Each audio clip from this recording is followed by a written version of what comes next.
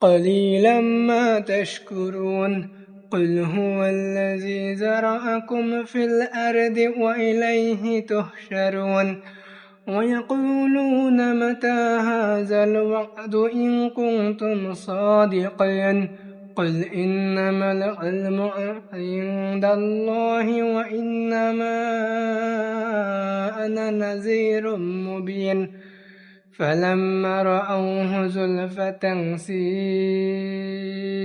وجوه الذين كفروا قيل هذا الذي كنتم به تدعون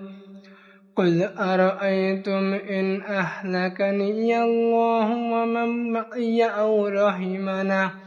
فمن يعذر الكافرين من عذاب أليم قل هو الرحمن آمنا به وعليه توكلنا فستعلمون من هو في ضلال مبين قل أرأيتم إن أصبح ماؤكم غورا فمن يأتيكم بماء